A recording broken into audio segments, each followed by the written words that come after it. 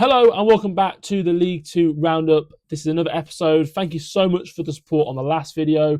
It's the best performing video on the channel so far, so all your support means a great deal to me. This is the next one, of course, a very quick turnaround from the last one. So with that in mind, just to preface this, that AFC Wimbledon versus Gillingham is happening tonight at the time of recording. Almost certainly that game will have happened by the time you watch this, unless you watch it straight away when the video is uploaded. And if you do, thank you very much. In order to get this video out in time so that we could get other videos on the channel, we had to do this roundup without that game. Unfortunately, we played a day later, which is inconvenient for us, but obviously there are reasons for that. But just bear that in mind. We will mention that as we go along, but the league table will change ever so slightly after that game. But we have got a lot of games and action to talk about. So with that in mind, let's dive straight into it. But as I say, thank you so much for the support on the last video. It does mean a lot. And if you guys could like this one, that would mean a lot too. We jump in with Bromley against Swindon. Two teams who come into this one in really decent form, to be honest with you, despite the fact that their league positions might not suggest it. Bromley down in 12th, as we say, very good run of form, as we can see. Not lost a game in the league since the 19th of October. Shows you the brilliant run that they have been on in the top half for a newly promoted team. Very, very impressive. Swindon, on the other hand, are down in 21st. Obviously, not an ideal position for them under Ian Holloway, but in fairness to them, they have been much improved of late as well. Since that hammering away at Colchester, they've been pretty strong. So I think a draw would have been a good result for both sides. On the balance of play, Swindon certainly look like the better value for the point. Bromley do this a lot. They have a propensity to not play all that well, especially at home, but still come away with points. It's an art, I guess, in a sense. Andy Woodman and his team, hard to beat. And it's a good result for both sides. Bromley probably the happier of the two on the balance of play, but if you'd offered Swindon to go to a team that hadn't lost since October to get a point there, given the position they're in, they probably would have taken it. The other early kickoff is Carlisle against Accrington. We describe this as a must-win game for Mike Williamson and Carlisle, and win it. They did. They had to, and they did. They backed up what looked like some okay performances recently. Of course, their previous game against Morecambe was terrible, but they turned it round. They had to win this. They closed the gap to 1 point in Accrington. Accrington do have the game in hand, but Carlisle actually have less possession as well, so showing that they don't have to have all the possession to win a game of football. From Carlisle's perspective, a great result. Hopefully the turning point for them, a big January window coming up. Accrington, worrying times, really, really worrying times. As we can see, Walton up front did get the goal, but Jimmy Knowles he came off the bench, hasn't scored for a while, and it kind of is significant and kind of signals how they have been as a side. If we look at their team here, the goals have dried up, and so have the points. They haven't won since the start of November. It's been a very, very long time for them. So Accrington, not a great position for them to be in. John Doolan has to be under a little bit of pressure after that result. Bradford, they took on Chesterfield. And this one, Chesterfield did take the lead. And Bradford, I thought, this might get a little bit ugly for them. But they did turn it round. They have made a signing as well today. George Lapsley signs from Gillingham, where he was apparently transfer listed. Bobby Poynton and Anthony Sarcevic getting the goals. Bobby Poynton, glad to see him getting on the score sheet. But I think what's significant for Bradford, they need a forward alongside Andy Cook, that's for sure. But what's significant about this one is Chesterfield. This is not a bad result for them, considering the amount of injuries they've got. That, as I said last time, that 11 there is actually a really strong 11. But if you just go to the bench, and the squad depth that they have is non-existent, basically, and that's with all due respect to them. But, Oldacre and Horton, the only senior players they had to call upon to bring them on. Not much more you can really expect with the squad being as thin as it is. James Berry, not in the team. Speculation whether that's regarding illness or injury, or whether that's because he has been linked with a lot of moves away from the club in January. They've also been linked with new signings. I imagine come the 1st of January, Chesterfield will be very, very active and will bring in a lot of players. For them to be within touching distance of the playoffs, they're only 3 points off of second, with the amount of players that they don't have at their disposal, is pretty good for Chesterfield, really. As much as it's a loss, we're talking about them in a positive light. Absolutely game of the weekend. If you just quickly glance at those results, by the way, they're all 1-1 or 2-1, other than 2 fixtures.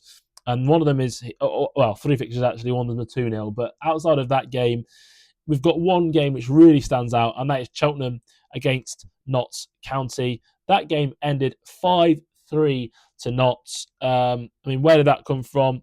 You see there, Josh Martin getting man of the match. He wasn't even in the starting 11 before the game started. Lewis McCarry pulled up in the warm-up, and therefore Josh Martin came on and had his best performance in a Notts County shirt by an absolute country mile. Notts County fans now desperate for him to stay at the club.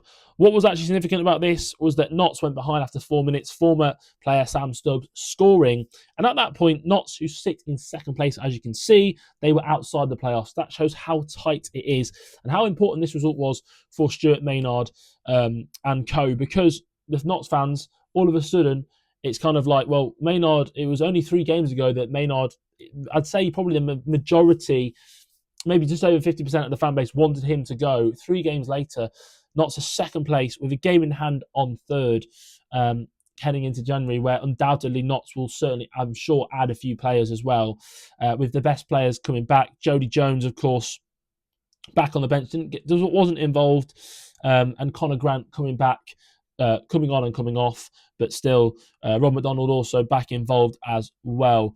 So positive signs for Notts. Cheltenham to concede 5 at home is not great. They scored 3 on another day. They may have got something out of this game. Notts at their free-flowing best. A really exciting game, back and forth. Late goal as well for Notts. Cheltenham do need to tighten up a little bit, but at one point when they were winning, they were in the top half. I don't think there's a lot to say about Cheltenham this season. I think they're going to be absolutely miles clear of relegation. Could they make a push for the playoffs? Potentially. They look really good on that showing. It's whether they can do that on a consistent basis. And as of yet, I'm unsure of that. Moving on then, we move on to Colchester against Doncaster. This is a difficult one to assess because Colchester are in a really decent vein of form. They're on the upturn. If we have a look here, similar to Bromley, really, they've not lost a league game since the start of November. Unbeaten since the start of November, which is an incredible upturn in form. Also, they're at home against a team who, at the start of the day, were second or third in the table. And at the end of the day, are still in the top 3. So a very, very good side. The only downside you have to kind of highlight is that they did go down to 10 men with 10 minutes to go, and they were unable to find that winner. But Lyle Taylor scores again. He's in a very good vein of form. They're improving all the time. They're unbeaten, like I say, since the start of November. The Cowley brothers are working their magic. Again, I'm sure they will be fairly well backed in January. Bear in mind, they've had some big sales over the last few windows. Maybe those funds are there to reinvest. They've also got players out injured. Samson Tavide is yet to resurface, really. Doncaster, probably a decent result for them, given the fact that they were a little bit indifferent and they remain in that top 3, whilst other teams around them, okay, Notts won, but other teams around them lost, so they maintained a decent position. But they're probably looking forward to January as well, a bit of refreshment. I think what they lack is a little bit of pace in their team, to be honest with you. They're a little bit one-paced. Despite the fact that they are a front-foot team, they don't often have that incisive pace in the final third. So, we've got a decent result there to talk about. And another 1-1 draw to move on to. Fleetwood.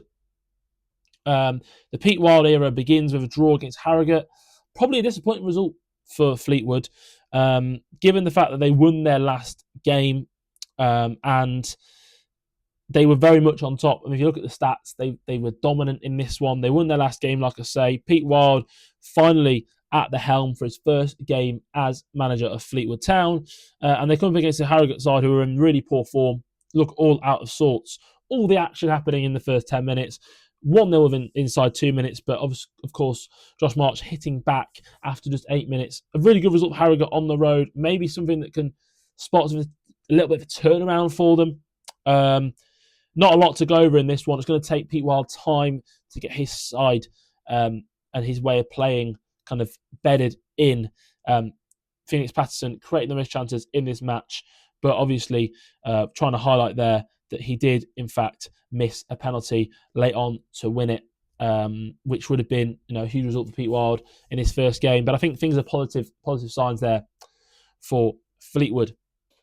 We move on then to Grimsby 3, Port Vale 0, talking of the games that didn't end 1-1. And we've spoken about Grimsby as overachievers in the last video. And the fact remains that they are 5th in the table, but have a -1 goal difference, which is incredible when you think about it. And I love David Artell and I love what they're doing there at Grimsby. But you do have the feeling that just the one draw is absolutely incredible. I mean, 10 losses. If you look at the table here, you have to go all the way down to 18th to find the next team that has lost as many games as them. So I do maintain that they perhaps are overachieving, but you can't take anything away from them. They've what a result this is, at home to Port Vale, who they're only behind on goal difference now, and they certainly closed the gap on that goal difference as well with this big win. Troubling times for Port Vale, though. I mean, it's all kind of falling apart a little bit. They're winless in League Two since mid-November, and even that was an unconvincing 1-0 win away from home. They've kind of lost that ability to grind out results, and this probably is the biggest, real worrying alarm bell, because all the other games have been close, 0-0, 1-1, a 2-1 loss. A 3-0 loss away at Grimsby is not a good result for them at all whatsoever. They might have had more possession, but looks like they, were less effective than Grimsby going forwards. And another goal off the bench from Jason Daddy Van Forsen. 2-2 for the Icelandic attacker now. Really happy to see that for him. I'm hoping he has a big 2025 for Grimsby. Was very excited when he signed for them. Hasn't quite lived up to it, but 2 goals in 2 games. Maybe he is starting to click. Another 1-1 draw. Fair few of them in this roundup, unfortunately, is MK Dons against Crewe, which, to be fair, is a good result probably for both teams. MK Dons were lost 3 on the spin, but are a side you would really be thinking should be looking up the table. They've got the games in hand on the sides above them, and come the end of the season, I fully anticipate they'll be in the top 7. And to be honest with you, I still think they'll probably be in that top 3. They've got too good of a coach and too good of a squad not to be, in my opinion. Took an early lead against Crewe, but this is probably a good result for them considering where their form was taking them. Well, it's not loading here, but they had lost 3 on the spin, and this is a little bit of a better result for them.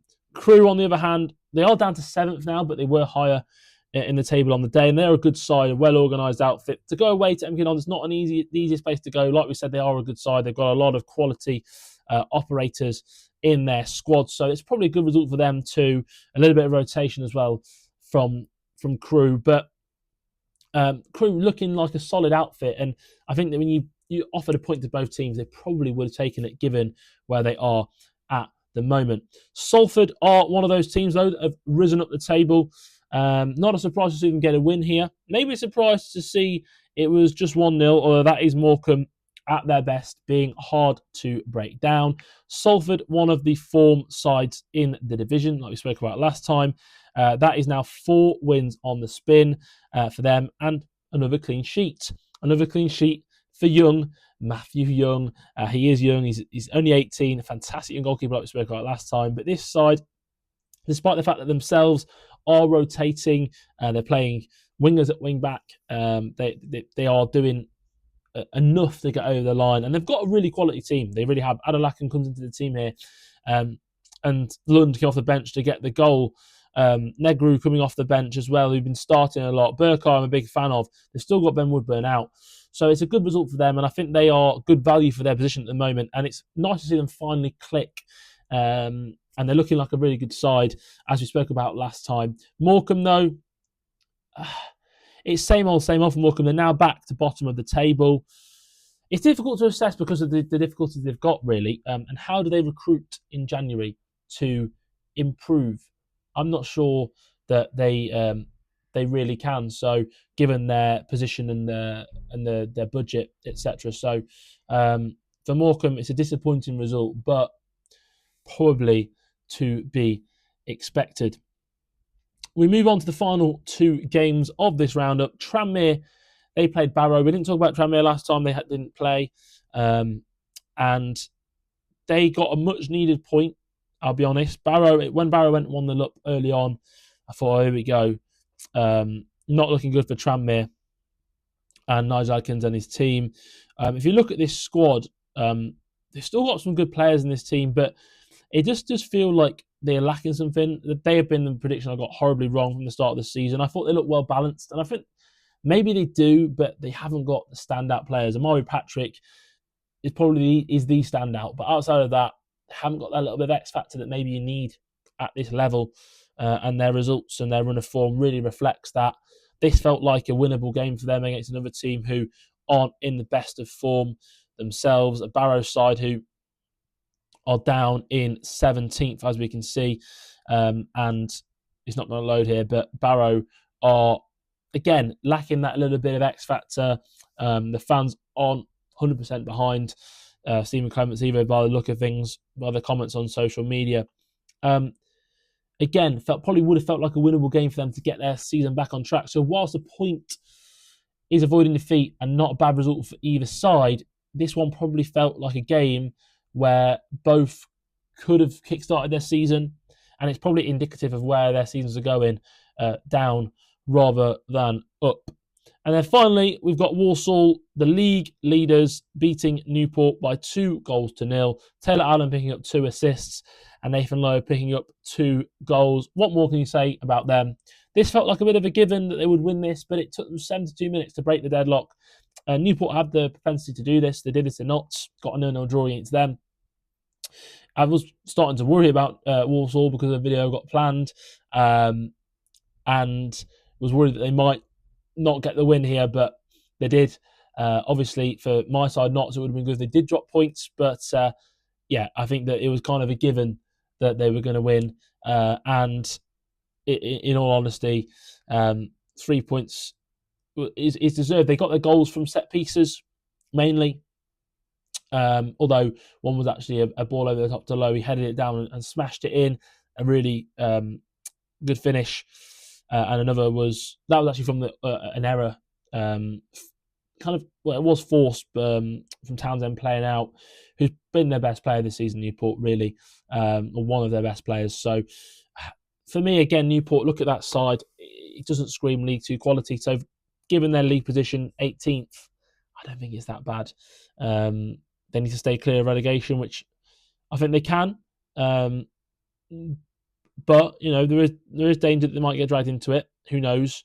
But for Walsall, they continue to impress. They roll on. They're the most consistent team in this division. There's a reason that they are 12 points clear. And I will leave you with this before we wrap up. Walsall are 12 points clear of Notts in second place.